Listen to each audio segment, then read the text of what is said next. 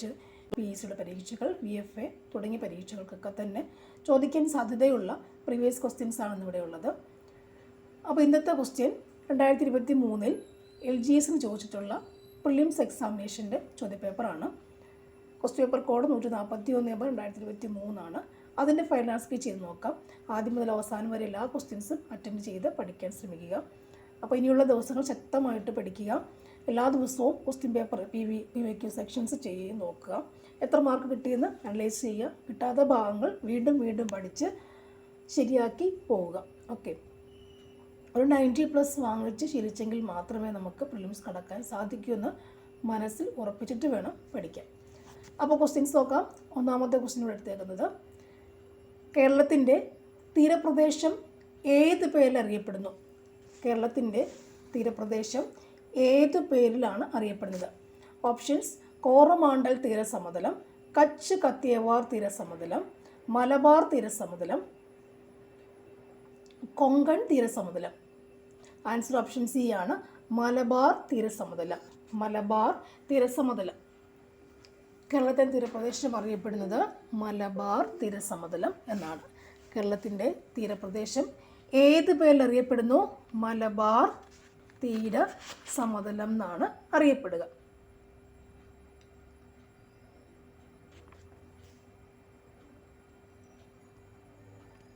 അടുത്ത ചോദ്യം, അറബിക്കടലിൽ സ്ഥിതി ചെയ്യുന്ന ഇന്ത്യയുടെ ദ്വീപസമൂഹം ഏതാണ്? അറബിക്കടലിൽ സ്ഥിതി ചെയ്യുന്ന ഇന്ത്യയുടെ ദ്വീപസമൂഹം ഏതാണ്? ഓപ്ഷൻസ്: ലക്ഷദ്വീപ്, മാലിദ്വീപ്, ബാരൻ ദ്വീപ്, ആൻഡമാൻ നിക്കോബാർ ദ്വീപ്. ആൻസർ ലക്ഷദ്വീപാണ്. അറബിക്കടലിൽ സ്ഥിതി ചെയ്യുന്ന ഇന്ത്യയുടെ ദ്വീപസമൂഹമാണ് ലക്ഷദ്വീപ്. ലക്ഷദ്വീപ്. ചോദ്യം ഒന്നുകൂടി, കേരളത്തിൻ്റെ തീരപ്രദേശം ഏത് പേരിൽ അറിയപ്പെടുന്നു? മലബാർ തീരസമതലം. അറബിക്കടലിൽ സ്ഥിതി ചെയ്യുന്ന ഇന്ത്യയുടെ ദ്വീപസമൂഹം ഏതാണ്? ലക്ഷദ്വീപാണ്. നെക്സ്റ്റ് ചോദ്യം, വടക്കേ ഇന്ത്യ, തെക്കേ ഇന്ത്യ എന്നിങ്ങനെ ഇന്ത്യയെ രണ്ടായി വേർതിരിക്കുന്ന അക്ഷാംശ രേഖ ഏതാണ്? ഓപ്ഷൻസ്: ദക്ഷിണായന രേഖ, ഉത്തരായന രേഖ, ഗ്രീനിച്ച് രേഖ, ഭൂമധ്യരേഖ. ആൻസർ ഉത്തരായന രേഖ. വടക്കേ ഇന്ത്യ, തെക്കേ ഇന്ത്യ എന്നിങ്ങനെ ഇന്ത്യയെ രണ്ടായി വേർതിരിക്കുന്ന അക്ഷാംശ രേഖയാണ് ഉത്തരായന രേഖ. വടക്കേ ഇന്ത്യ, തെക്കേ ഇന്ത്യ എന്നിങ്ങനെ ഇന്ത്യയെ രണ്ടായി വേർതിരിക്കുന്ന അക്ഷാംശ രേഖയാണ് ഉത്തരായന രേഖ. ഉത്തരായന രേഖ. നെക്സ്റ്റ് ചോദ്യം, ഇന്ത്യയെ ശ്രീലങ്കയിൽ നിന്ന് വേർതിരിക്കുന്ന സമുദ്രഭാഗം ഏതാണ്? ഇന്ത്യയെ ശ്രീലങ്കയിൽ നിന്നും വേർതിരിക്കുന്ന സമുദ്രഭാഗം ഏതാണ്? ഓപ്ഷൻസ്: കച്ച് കടലിടുക്ക്, കാംബെ കടലിടുക്ക്, ജിബ്രാൾട്ടർ കടലിടുക്ക്, മാന്നാർ കടലിടുക്ക്. ആൻസർ ഓപ്ഷൻ ഡി, മാന്നാർ കടലിടുക്ക്. ഇന്ത്യയെ ശ്രീലങ്കയിൽ നിന്നും വേർതിരിക്കുന്ന സമുദ്രഭാഗമാണ് മാന്നാർ കടലിടുക്ക്. ഇന്ത്യയെ ശ്രീലങ്കയിൽ നിന്നും വേർതിരിക്കുന്ന സമുദ്രഭാഗമാണ് ഇത്, മാന്നാർ കടലിടുക്ക്. നെക്സ്റ്റ് ചോദ്യം, ഇന്ത്യയിലെ ദേശീയ ജലപാത 3 ബന്ധിപ്പിക്കുന്ന സ്ഥലങ്ങൾ ഏതെല്ലാമാണ്? ഓപ്ഷൻസ് ഉണ്ട്. ആൻസർ ഏതാണ്? ആൻസർ ഓപ്ഷൻ സി ആണ്, കൊല്ലം, കോട്ടപ്പുറം. കൊല്ലം, കോട്ടപ്പുറം. ഓക്കെ, ദേശീയ ജലപാത 3 കൊല്ലം, കോട്ടപ്പുറം. ഹാൽഡിയ അല്ലെ, അലഹബാദ് ഹാൽഡിയ 1 ആണ്, സാദിയ ദുബ്രി 2 ആണ്, കൊല്ലം കോട്ടപ്പുറം 3 ആണ്, കാക്കിനഡ പുതുച്ചേരി 4 ആണ്. 4ഉം പഠിച്ചു വെച്ചേക്കുക. നെക്സ്റ്റ് വൺ, കേരളം, തമിഴ്നാട് സംസ്ഥാനങ്ങളിലെ തീരദേശ മണലിൽ നിന്നും ലഭിക്കുന്ന ആണവോർജ ധാതു ഏതാണ്? Answer option B, thorium. Keralam, Tamil Nadu സംസ്ഥാനങ്ങളിലെ തീരദേശ മണലിൽ നിന്ന് ലഭിക്കുന്ന ആണവോർജ ധാതു ഏതാണ്? ധാതു ഏതാണ്? തോറിയമാണ്. ആണവോർജ ധാതു ഏതാണ്? തോറിയമാണ്. നെക്സ്റ്റ് ചോദ്യം, ഇന്ത്യയിലെ ഏറ്റവും വലിയ എണ്ണപ്പാടം. ഇന്ത്യയിലെ ഏറ്റവും വലിയ എണ്ണപ്പാടം മുംബൈ ഹൈ. വലിയ എണ്ണപ്പാടം മുംബൈ ഹൈ. നെക്സ്റ്റ് വൺ, കൃഷിയും അനുബന്ധ പ്രവർത്തനങ്ങളും ഉൾപ്പെടുന്ന സാമ്പത്തിക പ്രവർത്തന മേഖല ഏതാണ്? ആൻസർ പ്രാഥമിക മേഖല. കൃഷിയും അനുബന്ധ പ്രവർത്തനങ്ങളും ഉൾപ്പെടുന്ന സാമ്പത്തിക പ്രവർത്തന മേഖല ഏതാണ്? പ്രാഥമിക മേഖലയാണ്. കൃഷി പ്രാഥമിക മേഖലയാണ്. നെക്സ്റ്റ് വൺ, ഇന്ത്യയിലെ ആദ്യത്തെ റോക്കറ്റ് വിക്ഷേപണ കേന്ദ്രം. ഇന്ത്യയിലെ ആദ്യത്തെ റോക്കറ്റ് വിക്ഷേപണ കേന്ദ്രം ഏതാണ്? ആൻസർ തുമ്പയാണ്. ഇന്ത്യയിലെ ആദ്യത്തെ റോക്കറ്റ് വിക്ഷേപണ കേന്ദ്രം ഏതാണ്? തുമ്പ ആണ്. തുമ്പ. ഇന്ത്യയിലെ ഏറ്റവും വലിയ പൊതുമേഖലാ സംരംഭം. ഏറ്റവും വലിയ പൊതുമേഖലാ സംരംഭം ഏതാണ്? ഇന്ത്യൻ റെയിൽവേ ആണ്. ഇന്ത്യൻ റെയിൽവേ ആണ്. ഇന്ത്യയിലെ ഏറ്റവും വലിയ പൊതുമേഖലാ സംരംഭം ഏതാണ്? Indian railway. Indian railway. Next ചോദ്യം, വന്ദേ മാതരം എന്ന രാഷ്ട്രഗീതം 1882 ബംഗാളി നോവലിസ്റ്റായ ബങ്കിം ചന്ദ്ര ചാറ്റർജി എഴുതിയ ഒരു നോവലിൽ നിന്നും എടുത്തതാണ്. ഏതാണ് ആ നോവൽ? ചോദ്യം ഒന്നുകൂടി, വന്ദേ മാതരം എന്ന രാഷ്ട്രഗീതം 1882 വർഷം പഠിക്കുക. ബംഗാളി നോവലിസ്റ്റായ ബങ്കിം ചന്ദ്ര ചാറ്റർജി എഴുതിയ നോവലിൽ നിന്നും എടുത്തതാണ്. ആ നോവൽ ഏതാണ്? നോവലിൻ്റെ പേരാണ് ആനന്ദമഠം. നോവലിൻ്റെ പേരാണ് ആനന്ദമഠം. ആനന്ദമഠം. വന്ദേ മാതരം 1882 ബംഗാളി നോവലിസ്റ്റാണ് ബങ്കിം ചന്ദ്ര ചാറ്റർജിയാണ്. അദ്ദേഹം എടുത്ത നോവൽ ഏതാണ്? ആനന്ദമഠം. ആനന്ദമഠം. നെക്സ്റ്റ് ചോദ്യം, ഇന്ത്യയുടെ ദേശീയ ഗാനം പാടിത്തീർക്കുവാൻ എടുക്കേണ്ട സമയപരിധി ഇന്ത്യ ഗവൺമെൻറ്റിൻ്റെ ചട്ടപ്രകാരം എത്ര സെക്കൻഡാണ്? നമ്മുടെ ഇന്ത്യയുടെ ദേശീയ ഗാനം പാടിത്തീർക്കാൻ എടുക്കേണ്ട സമയപരിധിയാണ് 52 സെക്കൻഡ്. ദേശീയ ഗാനം പാടിത്തീർക്കാൻ എടുക്കേണ്ട സമയപരിധിയാണ് 52 സെക്കൻഡ്. 52 സെക്കൻഡ്. നെക്സ്റ്റ് ചോദ്യം, ഇന്ത്യൻ ഭരണഘടനയിൽ 1976 ഒരു ഭരണഘടനാ ഭേദഗതി നിയമം വഴിയാണ് മൗലിക ചുമതലകൾ ഉൾപ്പെടുത്തിയത്. പോലീസ് കോൺസ്റ്റബിൾ തസ്തികയ്ക്കും ചോദിച്ച ചോദ്യമാണിത് കഴിഞ്ഞ പരീക്ഷയ്ക്ക്. ഇന്ത്യൻ ഭരണഘടനയിൽ 1976 ഒരു ഭരണഘടനാ ഭേദഗതി നിയമപ്രകാരമാണ് മൗലിക ചുമതലകൾ ഉൾപ്പെടുത്തിയത്. താഴെ പറയുന്നവയിൽ ഏത് ഭേദഗതി നിയമം അനുസരിച്ചിട്ടാണ് 10 ചുമതലകൾ ഇന്ത്യൻ ഭരണഘടനയിൽ ഉൾപ്പെടുത്തിയിട്ടുള്ളത്? ഉത്തരം എന്താണ്? 42ാം ഭേദഗതി. ഉത്തരം 42ാം ഭേദഗതി. 1976 എന്ന് കേൾക്കുമ്പോൾ ഏത് ഭേദഗതി വരണം കയ്യിൽ? 42ാം ഭേദഗതിയാണ് വരിക. അപ്പോൾ എന്തൊക്കെ ഇവിടെ പഠിക്കണം? 1976 അല്ലേ, 42ാം ഭേദഗതി പ്രകാരം മൗലിക ചുമതലകളാണ് ഉൾപ്പെടുത്തിയത്. മൗലിക ചുമതലകളാണ് ഉൾപ്പെടുത്തിയത്. 42ാം ഭേദഗതി മൗലിക ചുമതലകൾ 10 ചുമതലകൾ. ഓക്കെ അല്ലേ? അത്രയും ഓർത്ത് വയ്ക്കുക.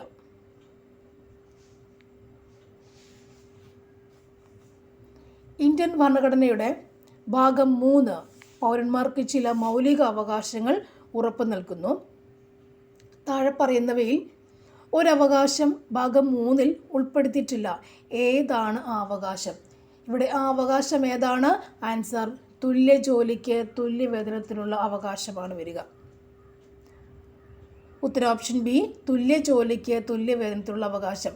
ഇന്ത്യൻ ഭരണഘടന ഭാഗം 3 എന്ന് പറയുമ്പോൾ സ്വാതന്ത്ര്യങ്ങളെക്കുറിച്ചാണ് അവിടെ മിക്കവാറും പറയുക. അതായത് വ്യക്തി സ്വാതന്ത്ര്യത്തിനുള്ള അവകാശത്തെക്കുറിച്ച് പറയുന്നുണ്ട്, ഇഷ്ടമുള്ള മതത്തിൽ വിശ്വസിക്കാനുള്ള അവകാശത്തെക്കുറിച്ച് പറയുന്നു, സമത്വത്തിനുള്ള അവകാശത്തെക്കുറിച്ച്, തുല്യതയ്ക്കുള്ള അവകാശത്തെക്കുറിച്ചുമാണ് പറയുക.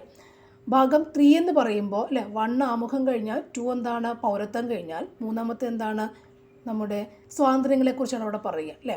അപ്പോൾ ഓർത്താൽ മതി, വ്യക്തി സ്വാതന്ത്ര്യം, ഇഷ്ടമുള്ള മതത്തിൽ സ്വാതന്ത്ര്യമുണ്ട്, പിന്നെന്താണ്? സമത്വ സ്വാതന്ത്ര്യമുണ്ട്. ഇത്രയുമുള്ള അവകാശങ്ങൾ നമുക്കുണ്ട്. അപ്പോൾ അതില്ലാത്തത് എന്തായിരുന്നു? തുല്യ ജോലി തുല്യ വേതനം അല്ലേ. അതാണ് ഇവിടെ പറയാത്ത കാര്യം എന്ന് പ്രത്യേകം ഓർത്തിരിക്കുക. ഓക്കെ. അടുത്ത ചോദ്യം, ഇന്ത്യൻ ഭരണഘടനയുടെ വകുപ്പ് ആർട്ടിക്കിൾ 21A 6 മുതൽ 14 വയസ്സ് വരെയുള്ള കുട്ടികൾക്ക് സൗജന്യവും നിർബന്ധിതവുമായ വിദ്യാഭ്യാസം ഒരു മൗലിക അവകാശമായി ഉറപ്പു നൽകുന്നു. ഏത് ഭരണഘടനാ ഭേദഗതി നിയമപ്രകാരമാണ് ഈ വകുപ്പ് ഭരണഘടനയിൽ ഉൾപ്പെടുത്തിയത്? ഇന്ത്യൻ ഭരണഘടനയുടെ വകുപ്പ് ആർട്ടിക്കിൾ 21 അറിയാവുന്നതാണ്. അപ്പോൾ എത്രാം ഭേദഗതി നിയമം അനുസരിച്ചിട്ടാണ്? ഏത് ഭരണഘടനാ ഭേദഗതി നിയമം അനുസരിച്ചിട്ടാണ്? ഭരണഘടനാ ഭേദഗതി നിയമം അനുസരിച്ചിട്ടാണ് ഈ വകുപ്പ് ഉൾപ്പെടുത്തിയത്. അപ്പോൾ ആർട്ടിക്കിൾ 21A വരുന്ന ഏത് ഭരണഘടനാ ഭേദഗതി എന്നാണ് ചോദിച്ചേക്കുന്നത്. ഉത്തരം ഏത് മാത്രമേ ഉള്ളൂ? 86ാം ഭരണഘടനാ ഭേദഗതി. 86-ാം ഭരണഘടനാ ഭേദഗതി. ഓക്കെ, 21A എന്ന് കാണുമ്പോൾ ആ ഭേദഗതി ഏത് മാത്രമേ വരുന്നുള്ളൂ? 86-ാം ഭരണഘടനാ ഭേദഗതിയാണ്. അങ്ങനെ ട്രിക്കി ആയിട്ട് ഓർത്തിരിക്കണം.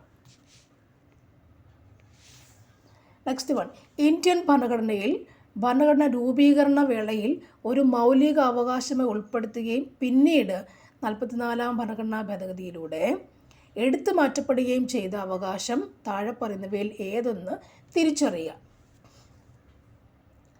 ഉത്തരം നമുക്കറിയാം, ഇതാണ് സ്വത്തവകാശം അല്ലേ. 44-ാം ഭരണഘടനാ ഭേദഗതിയിലൂടെ എടുത്തു മാറ്റിയതാണെന്ത്? സ്വത്തവകാശം. ഇത് ഭേദഗതികൾ 42 ചോദിച്ചിട്ടുണ്ട്, 86 ചോദിച്ചിട്ടുണ്ട്, 44 ചോദിച്ചിട്ടുണ്ട്. മൂന്നും ഇങ്ങനെ എഴുതി വെച്ചിട്ട് സ്പെസിഫിക് ആയ കാര്യങ്ങൾ മാത്രം എടുത്ത് നോട്ട് ചെയ്ത് വെക്കുക. ഓക്കെ, നെക്സ്റ്റ് ചോദ്യം.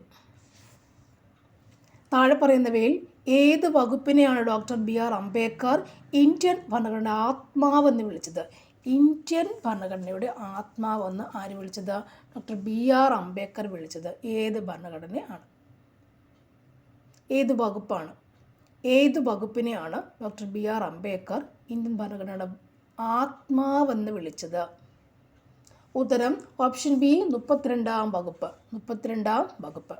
നെക്സ്റ്റ് വൺ, വിവരാവകാശ നിയമപ്രകാരം ഇന്ത്യൻ പാർലമെൻറ്റ് വിവരാവകാശ നിയമം ഇന്ത്യൻ പാർലമെൻറ്റ് ഏത് വർഷമാണ് പാസ്സാക്കിയത്? ഏത് വർഷമാണ് പാസ്സാക്കിയത്? വർഷം നമുക്കറിയാം, ഓപ്ഷൻ ഡി ആണ് ഉത്തരം.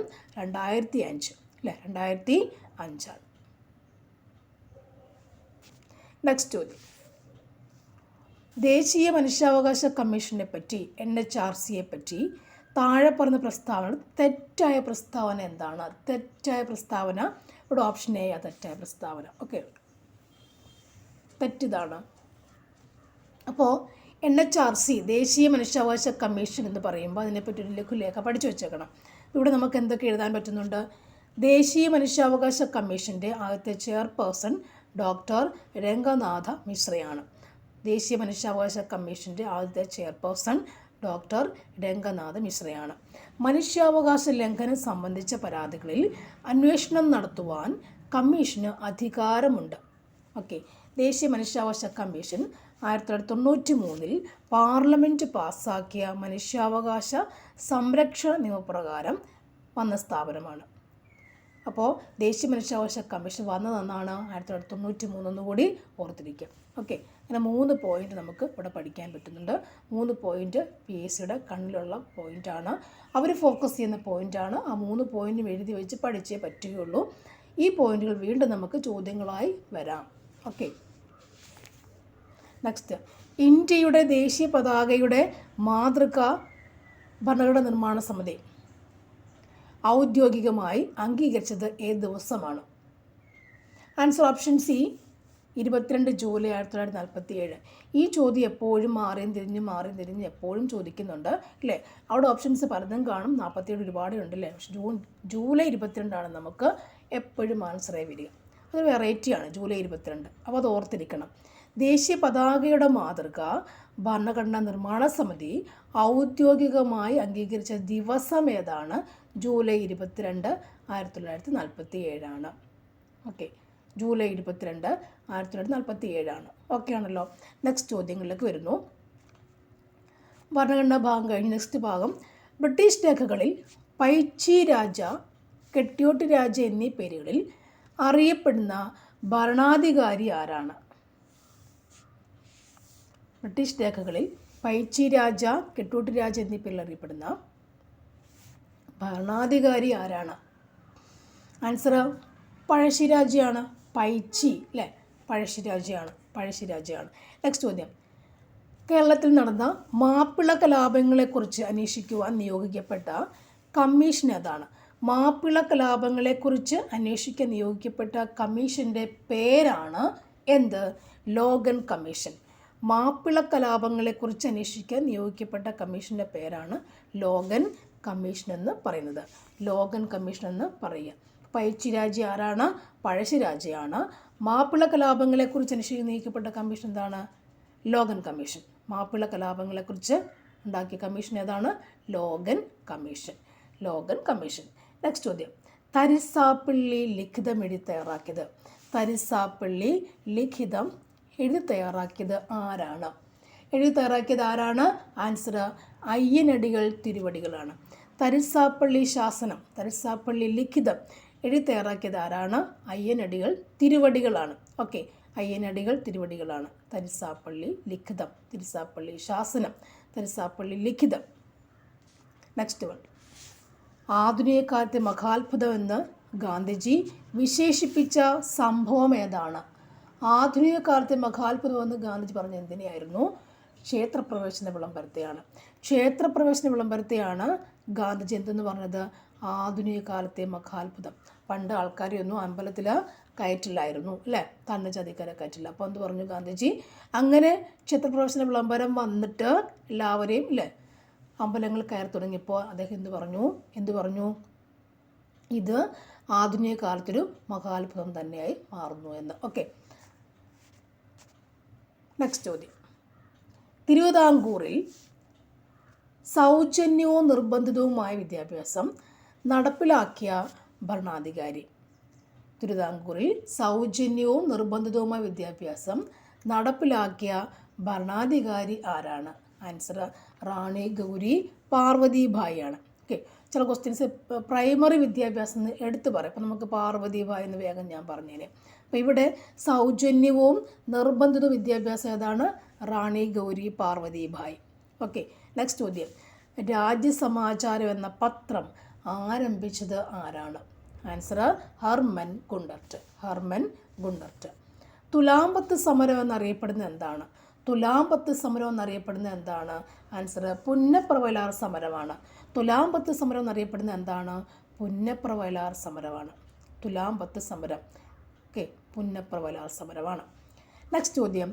മലബാർ ബ്രിട്ടീഷുകാർക്ക് ലഭിക്കാനിടയാക്കിയ ഉടമ്പടി ഏതാണ്? മലബാർ ബ്രിട്ടീഷുകാർക്ക് ലഭിക്കാനിടയാക്കിയ ഉടമ്പടി ഏതായിരുന്നു?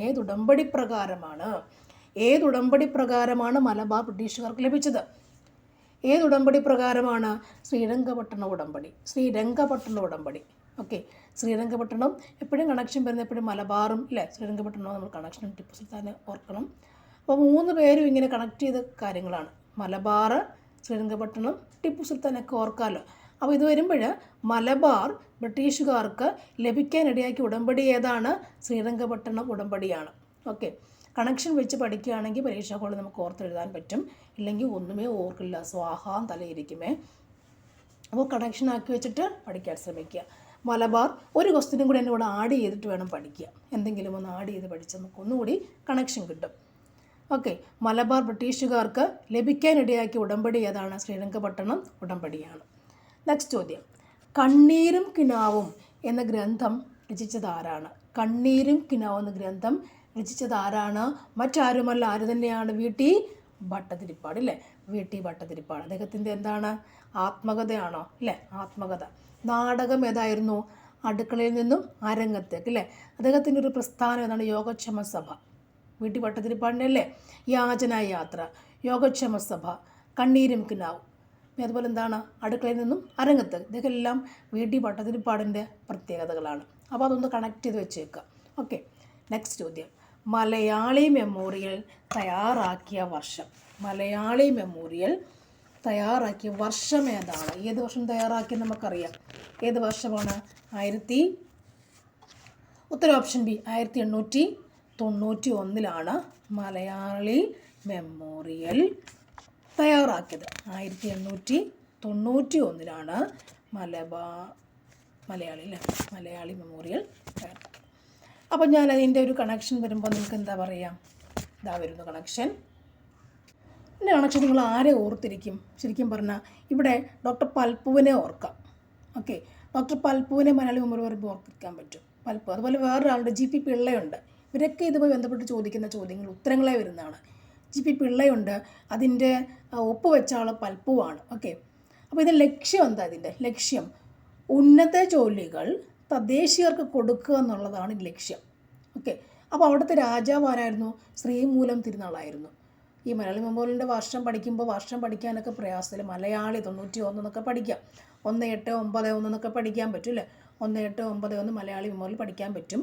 ജി.പി. പിള്ളയുടെ നേതൃത്വത്തിൽ നടന്ന സംഭവമായിരുന്നു അത്. അതിന് പക്ഷേ ആര് വേണമായിരുന്നു? അവിടെ ശ്രീമൂലം തിരുനാളിനാണ് നമ്മളിത് കൊടുക്കാൻ പോയത്. ശ്രീമൂലം രാജാവ് അല്ലേ, ശ്രീമൂലം തിരുനാളിനാണ് കൊടുക്കാൻ പോയത്. അപ്പോൾ 1891 നിവേദനമാണെന്ത്, മലയാളി മെമ്മോറിയൽ.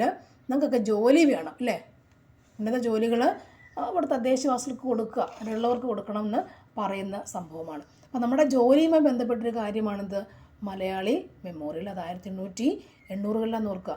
1891 കൊടുത്തേക്കുന്നത്. ശ്രീമൂലം തിരുനാളിന് കൊടുത്തു. ആര് നേതൃത്വം വഹിച്ചിരുന്നു? കൊടുക്കുക ഒരാൾ മുൻപ് നിൽക്കണ്ടേ.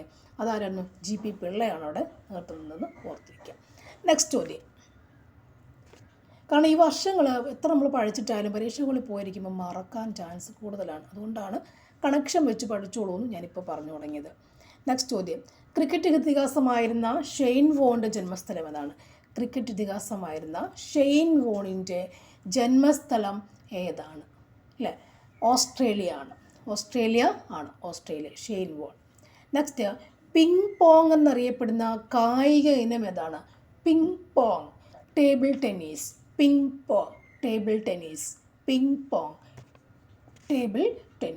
നെക്സ്റ്റ്, ഹോക്കി കളിയിലെ മാന്ത്രികൻ എന്നറിയപ്പെടുന്ന കായിക താരമാരാണ്? ഹോക്കി കളിയിലെ മാന്ത്രികൻ എന്നറിയപ്പെടുന്ന കായിക താരമാരാണ്? ഹോക്കി വരുമ്പോൾ ധ്യാൻചന്ദ്. ഓക്കെ, ധ്യാൻചന്ദ്. പൂക്കോട് തടാകം സ്ഥിതി ചെയ്യുന്ന ജില്ല? പൂക്കോട് തടാകം സ്ഥിതി ചെയ്യുന്ന ജില്ല ഏതാണ്? വയനാട് ജില്ല അല്ലേ, വയനാട്. ഏറ്റവും മുകളിലാണ് ഈ സംഭവം സ്ഥിതി ചെയ്യുക ഇല്ലേ. ഇവിടെ ഒരു തടാകത്തിൽ വേറൊരു സംഭവം എന്താ പറയുക, മേപ്പാടി ആ ഒരു സ്ഥലത്ത് അല്ലേ. ഓക്കെ, പൂക്കോട് തടാകം സ്ഥിതി ചെയ്യുന്ന ജില്ലയാണ് വയനാട് ജില്ല.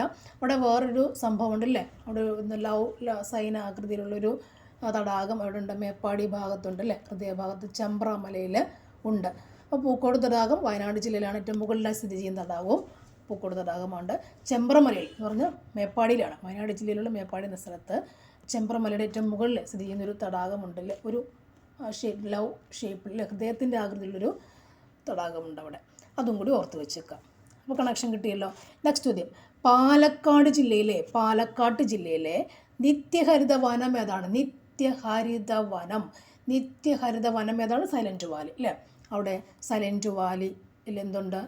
സിംഹവാലൻ കുരങ്ങുകളുണ്ട്. സൈലൻറ്റ് വാലി എന്നറിയപ്പെടാൻ കാരണം എന്താണ്? വെടിപ്ലാവുകളുടെ സാന്നിധ്യം അല്ലേ. അവിടെ ചീവീടില്ല അല്ലേ, വെടിപ്ലാവുകളുടെ സാന്നിധ്യമുള്ളതുകൊണ്ട് ചീവീടുകൾ ഇല്ല, അതുപോലും മൂളുന്നില്ല. അപ്പോൾ സൈലൻറ്റ് വാലിയായി ഇല്ല, ശരിക്കും സൈലൻ്റ് ആയിപ്പോയി. പാലക്കാട് ജില്ലയിലാണ് സൈലൻറ്റ് വാലി വരുന്നത്. ഓക്കെ, നെക്സ്റ്റ് ചോദ്യം. കേരളത്തിലെ നാടുകളെക്കുറിച്ച് വിവരങ്ങൾ ലഭിക്കുന്നത്.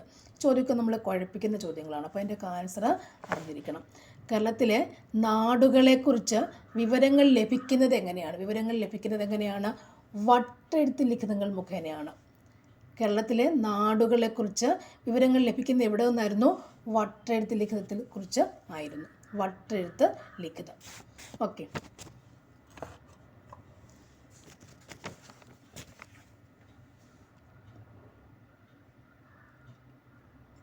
നെക്സ്റ്റ് ചോദ്യം. കേരളത്തിലെ ഏറ്റവും വലിയ ഭൂഗർഭ ജലവൈദ്യുത നിലയം ഏതാണ്? മൂലമറ്റം. മൂലമറ്റമാണ്. ഓക്കെ, മൂലമറ്റമാണ്.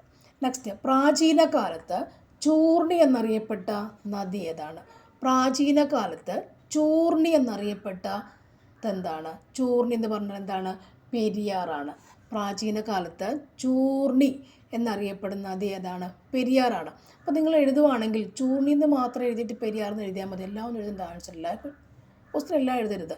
ചൂർണി എഴുതുക, ഒരു ഹൈഫൻ കൊടുക്കുക, പെരിയാർ. ഓക്കെ, ഇത്രയും കൂടെ നമ്മൾ മനഃപ്പാടമാക്കിയിരിക്കണം പിന്നെ വായിക്കുമ്പോൾ അത്. ഓക്കെ, അപ്പോൾ പ്രാചീന കാലത്ത് ചൂർണി എന്നറിയപ്പെട്ട നദി ഏതാണ്? പെരിയാറാണ്. നെക്സ്റ്റ്, 5 തിണൈകളിൽ നെയ്തൽ എന്തിനെയാണ് സൂചിപ്പിക്കുന്നത്? 5 തിണൈകളിൽ നെയ്തൽ എന്തിനെയാണ് സൂചിപ്പിക്കുക? ആൻസർ നെയ്തൽ കടൽ തീരമാണ്. കടൽ തീരം കേട്ടോ. അവിടെ ഞാനിവിടെ എൻ്റെ താഴെ കോടൊക്കെ വെച്ചാൽ പഠിക്കുക.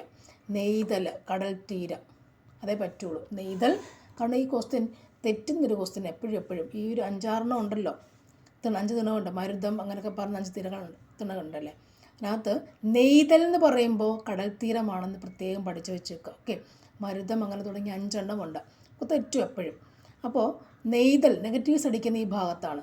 നെയ്തൽ എന്ന് പറയുമ്പോൾ അത് കടൽ തീരമാണ്. ഓക്കെ, നെക്സ്റ്റ് ചോദ്യം.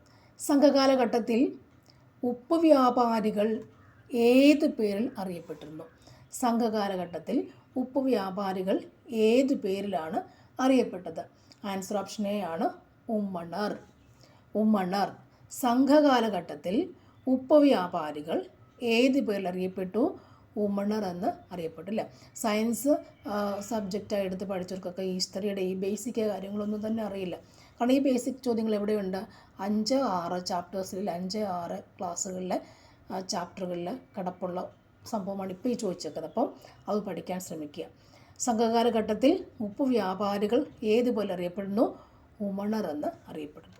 ഉമണർ എന്ന് അറിയപ്പെടുന്നു. നെക്സ്റ്റ് ചോദ്യം. ഒരു ദിവസം നമ്മുടെ വായിൽ വീഴാൻ പോകുന്ന ചെറി എന്ന് അവധിനെ വിശേഷിപ്പിച്ചത് ആരാണ്? അവധിനെ വിശേഷിപ്പിച്ചത് ആരാണ്? മറ്റാരുമല്ല. ആരായിരുന്നു അത്? ഡൽഹൌസി പ്രഭു. ഡൽഹൌസി പ്രഭു. ഗാന്ധിജി അധ്യക്ഷ പദവി അലങ്കരിച്ച കോൺഗ്രസ് സമ്മേളനം നടന്ന സ്ഥലം ഏതാണ്? ഗാന്ധിജി അധ്യക്ഷനായിരുന്നു അല്ലേ? ആ സ്ഥലം ഏതായിരുന്നു? ആ സ്ഥലത്തിൻ്റെ പേരാണ് ബെൽഗാം. ബെൽഗാം സമ്മേളനം. ഗാന്ധിജി അധ്യക്ഷ പദവി അലങ്കരിച്ച ബെൽഗാം കോൺഗ്രസ് സമ്മേളനം. ബെൽഗാം കോൺഗ്രസ് സമ്മേളനം. ഗാന്ധിജി ബെൽഗാമിലാണ് എപ്പോഴും. അപ്പോൾ അതൊന്ന് ഓർത്ത് വെച്ചാൽ മതി. അപ്പോൾ അദ്ദേഹം അധ്യക്ഷ പദവി അലങ്കരിക്കുന്ന എപ്പോഴും ബെൽഗാം കോൺഗ്രസ് സമ്മേളനത്തിലായിരുന്നു എന്ന് ഓർത്തിരിക്കുക. ഗാന്ധിജി അല്ലേ, ഗാന്ധിജി ഉണ്ട്, ബിയും ഉണ്ട്. ഗാന്ധിജി ബെൽഗാം സമ്മേളനം. ഓക്കെ, നെക്സ്റ്റ് ചോദ്യം. ഇന്ത്യ വിൻസ് ഫ്രീഡം എന്ന ഗ്രന്ഥം രചിച്ചത് ആരാണ്? ഇന്ത്യ വിൻസ് ഫ്രീഡം എന്ന ഗ്രന്ഥം രചിച്ചത് ആരാണ്? ഉത്തരം Maulana Abdul Kalam Azad. Wins freedom, wins ചെയ്യുന്നു Azad. Wins freedom Azad. Okay, wins freedom ആസാദാണ്. നെക്സ്റ്റ് ചോദ്യം. ഗാന്ധിജിയുടെ പ്രവർത്തിക്കുക അല്ലെങ്കിൽ മരിക്കുക എന്ന മുദ്രാവാക്യം ഏത് സമരവുമായി ബന്ധപ്പെട്ടതാണ്? ആൻസർ ക്വിറ്റ് ഇന്ത്യ സമരം അല്ലേ. അതായത് ഏറ്റവും ലാസ്റ്റിലത്തെ പരിപാടിയാണെന്ത്? ബഹുജന സമരമാണ് ക്വിറ്റ് ഇന്ത്യ സമരം എന്ന് പറയുക. അപ്പോൾ ഗാന്ധിജി ഇനിയിപ്പോൾ നിന്നത് രക്ഷയില്ല. ഗാന്ധിജി എന്ത് പറഞ്ഞു? ജനങ്ങളോട് നിങ്ങൾ പ്രവർത്തിക്കുക അല്ലെങ്കിൽ മരിക്കുക എന്ന് പറഞ്ഞു. കേൾക്കേണ്ട പാടെന്ത് ചെയ്തു? ആൾക്കാർ കയറി തട്ടിമുട്ടി ബഹളം ഉണ്ടാക്കി അവർ ഭയങ്കര പ്രക്ഷോഭത്തിലേക്ക് തീരുകയും ചെയ്തു. അപ്പോൾ ആൾക്കാരെ ഒന്ന് എനർജറ്റിക് ആക്കാൻ വേണ്ടി അദ്ദേഹം പറഞ്ഞ മുദ്രാവാക്യമാണ് എന്ത് ചെയ്ത്? പ്രവർത്തിക്കുക അല്ലെങ്കിൽ മരിക്കുക. നമുക്കത് വേണം എന്നുള്ള രീതിയിലാണ് പറയുക. അപ്പോൾ നമ്മളും അങ്ങനെ തന്നെ എന്തായിരിക്കണം? പ്രവർത്തിക്കുക അല്ലെങ്കിൽ മരിക്കുക എന്ന ആ ഒരു ലക്ഷ്യത്തോടുകൂടി ആഞ്ഞ് ശ്രമിച്ച് പഠിക്കുക. ഓക്കെ, ഗാന്ധിജിയുടെ ലാസ്റ്റ് ആകുമ്പോഴാണ് അല്ലേ, ലാസ്റ്റ് സത്യാഗ്രഹം, ലാസ്റ്റ് ബഹുജന സമരമായിരുന്നത്. അപ്പോഴാണ് ഗാന്ധിജി പോലും സഹികെട്ടിത് പറയുക. അതേപോലെ നമുക്കും എന്താവണം, അല്ലെങ്കിൽ നമുക്കും ഈ PSC എന്നുള്ളത് കിട്ടാൻ വേണ്ടി നമ്മൾ നല്ല ശക്തമായി അല്ലേ പ്രവർത്തിക്കുക അല്ലെങ്കിൽ മരിക്കുക എന്ന രീതിയിൽ ക്വിറ്റ് ഇന്ത്യ സമരം ഓർത്തിട്ടങ്ങ് പഠിക്കുക. ഓക്കെ, ഗാന്ധിജിയുടെ പ്രവർത്തിക്കുക അല്ലെങ്കിൽ മരിക്കുക എന്ന മുദ്രാവാക്യം ഏത് സമരം ബന്ധപ്പെട്ടതാണ്? ക്വിറ്റ് ഇന്ത്യ സമരം. നമുക്ക് എഴുതിയെടുക്കണം. ക്വിറ്റ് ഇന്ത്യ എന്നവരോട് പറയില്ലേ, പൊക്കോളാൻ പറഞ്ഞു. അപ്പോൾ അതാണ്. നെക്സ്റ്റ് ചോദ്യം. ഇന്ത്യക്ക് സ്വാതന്ത്ര്യം നൽകിയ ബ്രിട്ടീഷ് പ്രധാനമന്ത്രി ആരാണ്? ഇന്ത്യക്ക് സ്വാതന്ത്ര്യം നൽകിയ ബ്രിട്ടീഷ് പ്രധാനമന്ത്രി ആരായിരുന്നു? ക്ലമൻറ്റ് ആറ്റ്ലി ആയിരുന്നു. Clement Attlee. അപ്പോൾ നമ്മൾ ബ്രിട്ടീഷുകാർ ഭരിച്ചുകൊണ്ടിരിക്കുകയായിരുന്നു അല്ലേ. അപ്പോൾ നമ്മൾ 47 സ്വാതന്ത്ര്യം കിട്ടുമ്പോഴത്തേക്കിന് സ്വാതന്ത്ര്യം തരണമല്ലോ. നമ്മുടെ ആ കയ്യിലെ റെക്കോർഡ്സിലെ അതൊക്കെ ഒന്ന് ഹാൻഡ് ഓവർ ചെയ്തത് ആരാണ്? ക്ലമൻറ്റ് ആറ്റ്ലിയാണ്. ഇന്ത്യക്ക് സ്വാതന്ത്ര്യം നൽകിയ ബ്രിട്ടീഷ് പ്രധാനമന്ത്രി ആരാണ്? ക്ലമൻറ്റ് ആറ്റ്ലി അല്ലേ. അദ്ദേഹം ബൈ പറഞ്ഞു പോയി. നെക്സ്റ്റ് ചോദ്യം വീണ്ടും വരുന്നു. സന്താളർ അധിവസിച്ചിരുന്ന ഭൂമി ഏതാണ്? സന്താളർ അധിവസിച്ചിരുന്ന ഭൂമി ഏതാണ്? ഉത്തരം ദാമിൻ ഇ കോഹ്. ദാമിൻ ഇ കോഹ്. ഇപ്പോൾ PYQ സെക്ഷൻ ചെയ്യാത്ത കുട്ടികളെന്ന് പറയുന്നത് ഇതുപോലുള്ള ചോദ്യങ്ങൾക്കൊക്കെ പരിചയം കാണില്ല ഇല്ലേ. അപ്പോൾ ഇതൊക്കെ സ്കിപ്പ് ചെയ്ത് പോകാൻ അവർക്ക് പറ്റുള്ളൂ. അതേസമയം സന്താളത്തെക്കുറിച്ച് നമ്മൾ ചോദ്യങ്ങൾ പഠിക്കുമ്പോൾ നമ്മൾ ആ ഭാഗം നമുക്കറിയില്ല. എന്ത് ചെയ്യും? അതെവിടെയാണോ കിടക്കില്ല, എവിടെയാണോ കിടക്കുക ആ ഭാഗവും കൂടെ നമ്മൾ വായിക്കില്ല. കുറേ ക്ലാസ് ഉണ്ട് അവിടെ സന്താളത്തെക്കുറിച്ചുള്ള സംഭവം ഇല്ലേ. സന്താളറുണ്ട്, അതുപോലെ വേറെ മുർമു, അതുപോലെ വരുന്ന കുറേ ആദിവാസി വിഭാഗങ്ങൾ വേറെ കുറേ ലഹളകളുണ്ട്. ഗോത്രവർഗ കലാപങ്ങൾ എന്ന് പറയും അല്ലേ. അപ്പോൾ ആ ഭാഗം ഒന്നുകൂടെ വായിച്ച് ഉറപ്പാക്കുക. അപ്പോൾ നമുക്ക് എന്ത് കിട്ടും? സന്താളർ അധിവസിച്ച ഭൂമിയാണ് ദാമിൻ ഇ കോഹ്. മുർമു എന്ന് പറയുമ്പോൾ വേഗം എനിക്ക് ഓർമ്മ വന്നത് അങ്ങനെയാണ് അല്ലേ. അപ്പോൾ അത് ഏറ്റവും ശക്തമായ ഗോത്ര കലാപങ്ങളിൽ ലീഡർഷിപ്പ് വഹിച്ചതായിരുന്നത് ആ ഒരു ഗോത്ര സമൂഹം. അതാണ് എനിക്ക് പെട്ടെന്ന് ഓർമ്മ വന്നത്.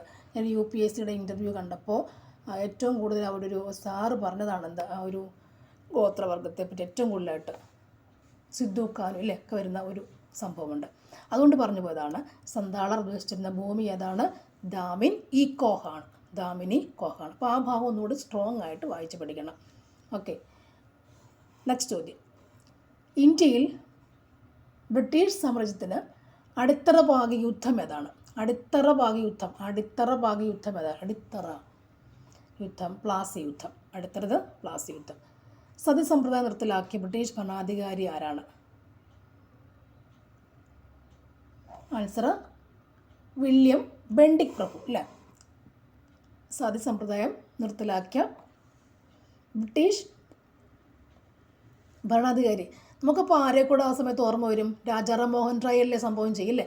ആ സമയത്ത് അത് പറഞ്ഞു വെച്ചെങ്കിൽ പോലും നടപ്പിലാക്കണമെങ്കിൽ അല്ലേ അത് റോളായിട്ട് പറഞ്ഞു വെക്കണേ ആര് വേണം? ആ ബ്രിട്ടീഷ് ഭരണാധികാരി വേണം അല്ലേ. അദ്ദേഹം ആരായിരുന്നു? വില്യം ബെൻഡിക് പ്രഭുവാണ്. ഓക്കെ, സതി നിരോധിച്ചതുകാരായിരുന്നു രാജാറാം മോഹൻ റോയ് എന്നും പഠിച്ചിട്ടുണ്ട്. ആ സമയത്തെ ബ്രിട്ടീഷ് ഭരണാധികാരി ആരാണ്? വില്യം ബെൻഡിക് പ്രഭുവാണ്. അദ്ദേഹമാണ് എന്ത് ഓർഡർ ഇടുന്നത്, ഇനി ഈ സംഭവം വേണ്ട എന്നുള്ളത്. ഓക്കെ, അപ്പോൾ അതാണ് ആ ചോദ്യം. സതി സമ്പ്രദായം നിർത്തലാക്കിയ ബ്രിട്ടീഷ് ഭരണാധികാരി ആരാണ്? വില്യം ബെൻഡിക് പ്രഭുവാണ്. നെക്സ്റ്റ് ചോദ്യം. സർവൻസ് ഓഫ് ഇന്ത്യ സൊസൈറ്റി സ്ഥാപിച്ചത് ആരാണ്? ഗോപാലകൃഷ്ണ ഗോഖലെയാണ്. Gopalakrishna Gokhale. Servants of India society, servant Gopalakrishna Gokhale എന്ന് പഠിച്ചു വെക്കുക. ഓക്കെ, ഭാരതത്തിൻ്റെ ഒരു ഞാൻ മനസ്സിലാക്കിയ കോഡ് നിങ്ങൾക്ക് പറഞ്ഞു തരാൻ പറ്റില്ല, അതുകൊണ്ടാണ് ഞാൻ പറയാത്തത്. വേറൊരു ഇതായിപ്പോൾ. Okay, servants of India society. Next ചോദ്യം. ഭാരതത്തിൻ്റെ ഉരുക്ക് മനുഷ്യൻ എന്നറിയപ്പെടുന്നത് എന്താണ്? ഭാരതത്തിൻ്റെ ഉരുക്ക് മനുഷ്യൻ എന്ന് അറിയപ്പെട്ടത് എന്താണ്? ആൻസർ ഓപ്ഷൻ എ ആണ്, സർദാർ വല്ലഭായ് പട്ടേൽ. സർദാർ വല്ലഭായ് പട്ടേൽ. ഓക്കെ, പട്ട്. നെക്സ്റ്റ് ചോദ്യം. താഴെ കൊടുത്തിരിക്കുന്നവയിൽ നിന്നും മനുഷ്യരിടത്തിലെ ഏറ്റവും കഠിനമായ പദാർത്ഥത്തിൻ്റെ പേര് തിരഞ്ഞെടുക്കുക. ആൻസർ ഇതാണ്, ഇനാമലാണ്. കഠിനമായതാണ് ഇനാമൽ. ഇനാമൽ എന്ന് പറയുന്നത് എവിടെ കൊടുക്കുന്നതാണ്? നമ്മുടെ പല്ലിൻ്റെ അല്ലേ. നമ്മുടെ പല്ലിൻ്റെ ഏറ്റവും മുകൾ ഭാഗത്ത് പൊതിഞ്ഞേക്കുന്ന സാധനമാണെന്ന് ഇനാമൽ എന്ന് പറയും അല്ലേ. അതിനകത്ത് ഡെൻറ്റേനും അങ്ങനെ കുറേ സാധനങ്ങളുണ്ട്. കട്ടിയുള്ളത് ഏതാണ്? നമ്മുടെ ഇനാമലാണ്. ഓക്കെ, പല്ലിൻ്റെ ഭാഗമാണെന്ന് ഒന്ന് ഓർത്തിരിക്കുക. നെക്സ്റ്റ് ചോദ്യം. പ്രായപൂർത്തിയായ ഒരു സാധാരണ മനുഷ്യൻ്റെ വായിൽ ആകെയുള്ള ഉളിപ്പല്ലുകളുടെ എണ്ണം എത്രയാണ്? എത്ര എണ്ണേ ഉള്ളൂ? 8 ആണ്. ഉളിപ്പല്ലുകളുടെ എണ്ണം 8 ആണ്. ഓക്കെ, മൊളാസ് പ്രീമൊളാസ് എൻ്റെ മലയാളം വരുന്നില്ല, അതുകൊണ്ട് 8 എണ്ണം പഠിക്കും കേട്ടോ. നെക്സ്റ്റ് ചോദ്യം. ഏത് ജീവകത്തിൻ്റെ അഭാവമാണ് മനുഷ്യരിൽ മോണയിൽ പഴുപ്പ്, രക്തസ്രാവം എന്നീ ലക്ഷണങ്ങൾക്ക് കാരണമാകുന്നത്? ഉത്തരം അറിയാം എല്ലാവർക്കും. ആൻസർ ഓപ്ഷൻ ഡി ആണ്. ജീവകം സി ആണ്. മോണയ്ക്കും രക്തസ്രാവം ഉണ്ടാകാതിരിക്കും പഠിച്ചിട്ടുണ്ട് എപ്പോഴും. അപ്പോൾ മോണയിൽ പഴുപ്പ്, രക്തസ്രാവമൊക്കെ കാരണമാകുന്ന ഏതാണ്? ജീവകം സിയുടെ അഭാവമാണ്. ഓക്കെ അല്ലേ. അപ്പോൾ ജീവകം ബി കോംപ്ലക്സ് ഉണ്ട്. B1ൻ്റെ അഭാവത്തിൽ എന്താ അസുഖം ഉണ്ടാവും? B1ൻ്റെ അഭാവത്തിൽ തയാമിൻ കാണത്തില്ല. അപ്പോൾ എന്തുണ്ടാവും? ബെറി ഉണ്ടാവുന്നു. B1ൻ്റെ അഭാവത്തിൽ ബെറി ഉണ്ടാവുന്നുണ്ട്. അപ്പോൾ ഡി ആണെങ്കിലോ റിക്കറ്റ്സ് രോഗം ഉണ്ടാവും. എല്ലാ ചോദ്യപ്പോഴും ഞാൻ പറയുന്നുണ്ട്, അല്ലെങ്കിൽ റിക്കറ്റ്സ് രോഗം ഉണ്ടാവും. എ എന്ന് പറയുമ്പോഴെന്താ ഉണ്ടാകുക? നിശാന്തത. അല്ലെങ്കിൽ മറ്റൊന്ന് എന്താ കൂടിയെന്ന് പറയും? സിറോഫ്താൽമിയമുണ്ട്. നിശാന്തത എപ്പോഴും ചോദിക്കുക. സിറോഫ്താൽമിയ എന്താണ്? അതെന്താണ്? നമ്മുടെ കണ്ണിൽ എന്താ പറയുക? ഡ്രൈ ആവുക. ഓക്കെ, ഈർപ്പം കുറയുക. ഈർപ്പം കുറയുന്ന അവസ്ഥയാണ് സിറോഫ്താൽമിയ. ഈർപ്പം കുറയുന്നതാണ് സിറോഫ്താൽമിയ. മറ്റേ മങ്ങുൾച്ചത്തിൽ കാണാത്ത സംഭവമാണെന്ത്? നിശാന്തത. ഓക്കെ, അപ്പോൾ B1ൻ്റെ എന്താണ്? B1ൻ്റെ എന്തായിരുന്നു? ബെറി. ഡിയുടെ റിക്കറ്റ്സ് രോഗം. ജീവകം സിയുടെ അഭാവത്തിലുള്ള അസുഖം ഏതാണ്? സ്കർവിയാണ് അസുഖം കേട്ടോ. സ്കർവിയാണ് അസുഖം. ലക്ഷണമാണെന്ത്? മോണയിൽ പഴുപ്പും രക്തസ്രാവവും ഉണ്ടാകുന്നതും. ഓക്കെ, അപ്പോൾ അതിനുള്ള പരിഹാരം എന്താണ്? ഫ്രൂട്ട്സ് കഴിക്കുക അല്ലേ. ലെമൺ അല്ലെങ്കിൽ ഓറഞ്ച് ഫ്രൂട്ട്സ് കഴിക്കുക എന്നുള്ളതാണ് എൻ്റെ പരിഹാരം. നെക്സ്റ്റ് ചോദ്യത്തിലേക്ക് പോവാം. കേരള സംസ്ഥാന സർക്കാർ നടപ്പിലാക്കി വരുന്ന സൗജന്യ ക്യാൻസർ ചികിത്സാ പദ്ധതിയുടെ പേര് എന്താണ്? ആൻസർ സുകൃതമാണ്. സുകൃതം. താഴെ പറയുന്ന 1 മുതൽ 4 വരെയുള്ള ഇനങ്ങളിൽ കൊതുകുകൾ മുഖേന അല്ലാതെ പകരുന്ന രോഗങ്ങൾ ഏവ? ആൻസർ ഓപ്ഷൻ എ ആണ്. കൊതുകുകൾ മുഖേന അല്ലാതെ വരുന്നതാണ്. അത് കുഷ്ഠമുണ്ടല്ലേ, കോളറയും അല്ലേ. കുഷ്ഠം എന്ന് പറയുമ്പോൾ ലെപ്രസി, കോളറ നമ്മുടെ വിബ്രിയോ കോളറി എന്ന ബാക്ടീരിയ. ഇടയ്ക്ക് കൊതുകൊന്നും വരുന്നില്ല. ഓക്കെ, ഇവിടെ മലമ്പനിയും മന്തും ഉണ്ടല്ലേ. മലമ്പനി മന്തുമുണ്ട്. മന്തിൻ്റെ ക്യൂലെക്സ് കൊതുകുകളാണ് മന്തിൻ്റെ വരിക. ഓക്കെ, ഇത് ഫീമെയിൽ അനാഫിലിസ് മോസ്കിറ്റോ. മലമ്പനിയുടേത് ഫീമെയിൽ അനാഫിലിസ് മോസ്കിറ്റോ. മലമ്പനി. മന്തെന്ന് പറയുമ്പോൾ ക്യൂലെക്സ് കൊതുകുകളാണ്. മന്ത് ക്യൂലെക്സ് കൊതുകുകൾ. മന്ത് ക്യൂലെക്സ് കൊതുകുകൾ. ഓക്കെ, ഈ കൊളറ എന്ന് പറയുന്ന ബാക്ടീരിയയുടെയാണ്. വിബ്രിയോ കോളറി എന്ന ബാക്ടീരിയയാണ് വിബ്രിയോ കോളറി എന്ന ബാക്ടീരിയ ഉണ്ടാക്കുന്നത് അല്ലേ. കുഷ്ഠം, ലെപ്രസി, മൈക്കോ ബാക്ടീരിയം ലെപ്രെ ആണ് ആ ബാക്ടീരിയ. മൈക്കോ MICO മൈക്കോ അല്ലെ മൈക്കോ എന്ന് എഴുതുക. മൈക്കോ ബാക്ടീരിയം ലെപ്രെ എന്നുള്ളതാണ് സംഭവം. ഓക്കെ, കൊളറ നിങ്ങൾക്കറിയാം. വിബ്രിയോ കോളറി കിട്ടിയല്ലോ. അപ്പോൾ ഇത്തരത്തിലുള്ള ചോദ്യങ്ങൾ ഇപ്പോൾ ചോദിക്കാറുണ്ട്, പഠിച്ചു വെച്ചേക്കാം. നെക്സ്റ്റ് ചോദ്യം, താഴെ പറയുന്നവയിൽ ഏത് ജില്ലയിലാണ് Indian institute of spices research സ്ഥിതി ചെയ്യുന്നത്? ആൻസർ ഓപ്ഷൻ ബി ആണ്, കോഴിക്കോട്. അടുത്തത്, അന്തരീക്ഷ വായുവിൽ അടങ്ങിയിരിക്കുന്ന നൈട്രജൻ്റെ അളവ് എത്രയാണ്? ആൻസർ 78%. ചന്ദ്രശങ്കര എന്നത് ഏത് സസ്യത്തിൻ്റെ സങ്കരവർഗമാണ്? ചന്ദ്രശങ്കര ഏതിൻ്റെയാണ്? തെങ്ങാണ്. ചന്ദ്രശങ്കര തെങ്ങിൻ്റെയാണ്.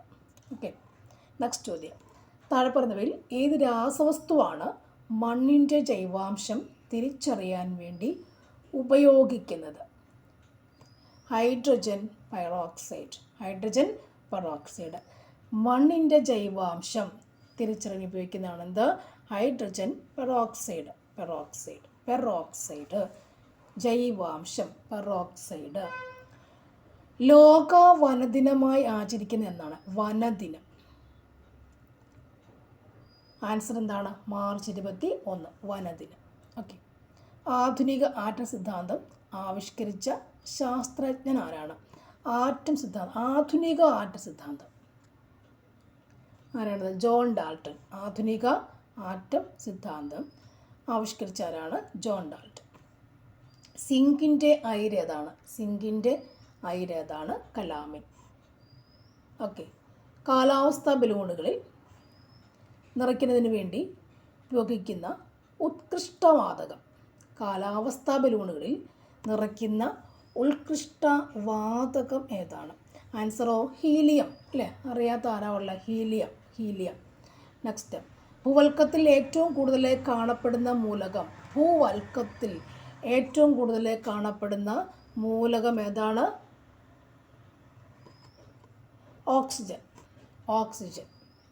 നെക്സ്റ്റ്, വാഹനങ്ങളിലെ ബാറ്ററിയിൽ ഉപയോഗിക്കുന്ന ആസിഡ് ഏതാണ്? Sulphuric acid. നെക്സ്റ്റ്, ഒരു വസ്തുവിൻ്റെ വേഗതയെ സംബന്ധിച്ച് താഴെ പറയുന്നതിൽ ഏത് സമവാക്യമാണ് ശരിയല്ലാത്തത്? വേഗതയാണ് ചോദിച്ചേക്കുന്നത്. വേഗത സമം എന്താണ്? വേഗത ഈക്വൽ ടു ദൂരം ഇൻറ്റു സമയമാണ് ഇല്ലേ. നമ്മൾ കണക്കിലും പഠിക്കുന്നുണ്ട് അല്ലേ. വേഗത ഈക്വൽ ടു ദൂരം ഇൻറ്റു സമയമാണ്. പ്രവൃത്തിയുടെ യൂണിറ്റ് ജൂൾ. ജൂൾ.